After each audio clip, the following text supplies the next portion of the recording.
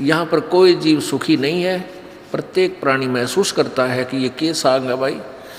आज किसी के पास बच्चे हैं, बेटा है, बेटी है, कार है, कोठी है, या सिंपल कोई साधारण घर मकान बना रखा है, और सब आराम से अपने एक दूसरे में प्यार से रह रहे हैं, और 1 मिनट के बाद ना जाने कि ऐसी बुरी खबर सुन ले, वहाँ एक्सीडेंट हो गया, ऐसा बन गया।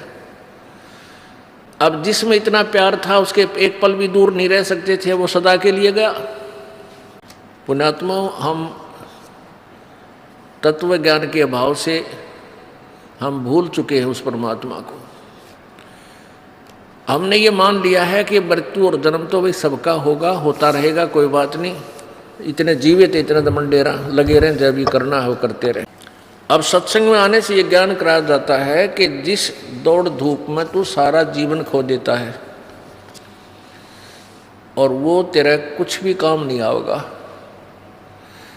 ये तो यहाँ एक रोजी रोटी अपना पेट भरने के लिए धंधा आप कर रहे हो, उसी के काम आएगा, भविष्य में कोई काम नहीं आएगा। अब पुण्यात्मा, हम ये भी भूल चुके हैं कि परमात्मा ने वही देना है जो आपके प्रारब्ध में लिखा है। आपकी किस्मत में जो दुख और सुख है वही आपको मिलेगा, उतना ही आपको पैसा मिलेगा, उतनी आपको संपत्ति मिलेगी, उतना ही बेटा और बेटी है संतान मिलेगी। इसके अतिरिक्त आपको कुछ भी नहीं मिलेगा, चाहे कितना ही जतन कर लेना। यदि आप किसी जंतर मंतर या किसी अन्य 2 नंबर के धंधे से धन कमाना चाहोगे, या कोई जंतर मंतर करके, कोई अटबट करके,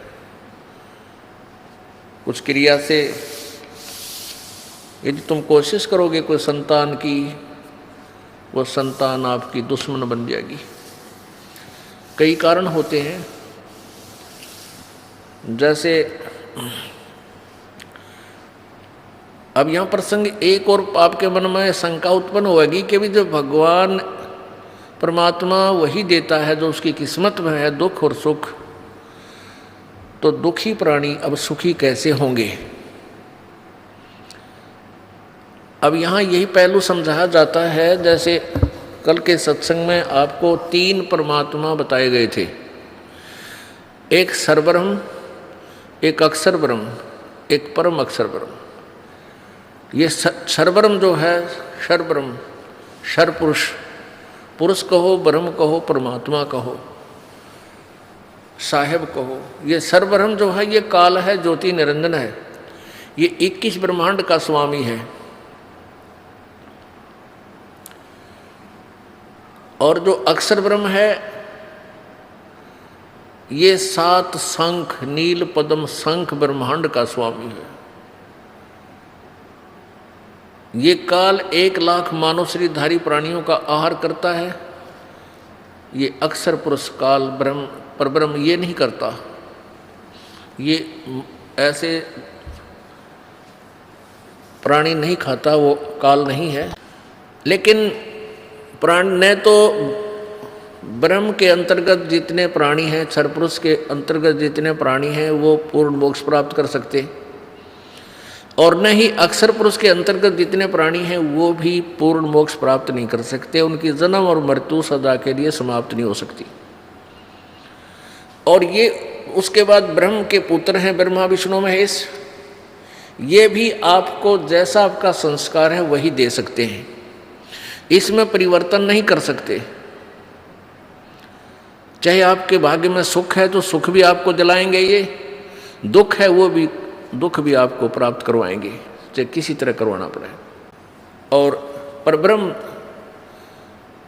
के लोक में भी यही व्यवस्था है कि वो परब्रह्म जो उनकी किस्मत में है उसी को देता है, उसमें कोई परिवर्तन नहीं कर सकता। अब तीसरे नंबर के जो पूर्ण परमात्मा हैं, परम अक्षर ब्रह्म, उसके पास ये पावर है कि वो आपके प्रारब्ध में लिखे हुए पाप दंड को, पाप कर्मों को समाप्त कर सकता है, नाश कर सकता है, कर देता है। करता किसके है? जो पूर्ण संत से उपदेशी होता है, आजीवन मर्यादा में रहता है और विकार रहित रहता है, सब मर्यादाओं का पालन करता है, तो पूर्ण परमात्मा आपके भाग्य में जो दुख है, जो आपके प्रारब्ध में, आपकी किस्मत में, आप पाप के कारण जो आपको दंड मिलना है, उसको परमात्मा कैंसिल कर देंगे, समाप्त कर देंगे। और आपके भाग्य में कोई संपत्ति नहीं है और परमात्मा आवश्यक समझते हैं कि इस बच्चे को इतना तो अवश्य चाहिए, तो वो भी आपको अवश्य देंगे। लेकिन आपको इतना नहीं देंगे, इतनी संपत्ति नहीं देंगे, इतना धन नहीं देंगे कि वो आपकी जान का शत्रु बन जावे।